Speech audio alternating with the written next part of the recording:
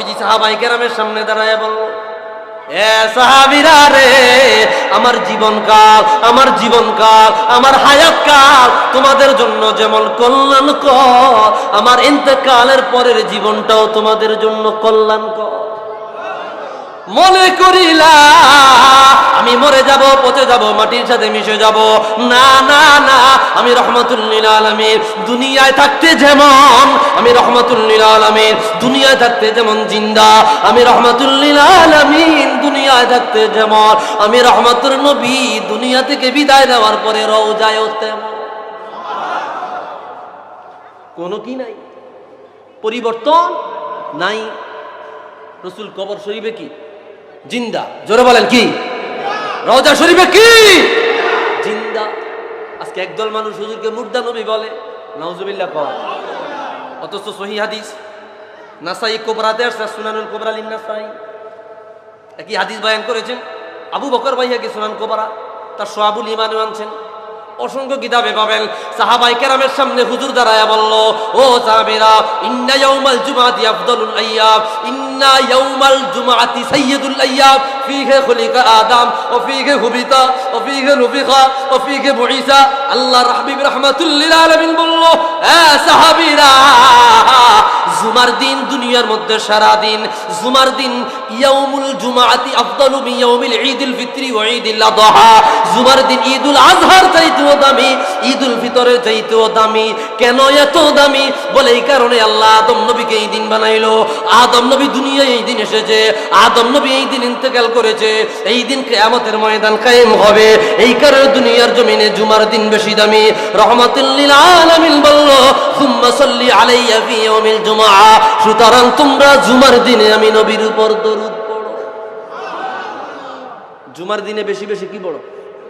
জোরে কর না, জোরে কর না, দরুদ পড়ো। সাহাবায়ে কেরাম শুনতে লাগলো। হুজুর বলল, ফা ইন্না সালাতাকুম মা'রুদাতুন আলাইয়া, তোমাদের দরুদ আমি রহমতের নবীর দরবারে পৌঁছানো হয়। নারায়ণগঞ্জে থাকিয়া তুমি রাসূলকে সালাম দিলা, রাসূলের উপর দরুদ পড়িলা। নবীর একদল সাহাবী, নবীর আল্লাহর একদল ফেরেশতা আছে, ইন্না লিল্লাহি মালাইকাতান সাইয়াহিনা ফিল আরদ ইউবাল্লিগুনি মিন উম্মতি আসসালাম। যেই জায়গায় থাকিয়া রাহমাতুল লিল আলামিনকে সালাম দাও, ওই জায়গায় থেকে আল্লাহর একদল ফেরেশতা তোমার দরুদ সালাম রাসূলুল্লাহর দরবারে পৌঁছায়। আল্লাহু আকবার। আরেকটা হাদিস সুনান আবি দাউদে আসছে, মা মিন মুসলিমিন ইউসাল্লিমু আলাইয়া ইল্লা রাদ্দাল্লাহু আলা রূহি হাত্তা আরুদ্দা আলাইহিস সালাম। ও দুনিয়ার উম্মত, যেই জায়গায় থাকিয়া, যেই মহল্লায় থাকিয়া, যেই দেশে থাকিয়া আমি রহমতের নবীর উপর দরুদ পড়ো, আমাকে সালাম দাও, আমার আল্লাহ আমার রূহ ফিরায়া দেয়, আমি জিন্দা অবস্থায় তোমাদের সালামের জবাব দেই। আল্লাহু আকবার।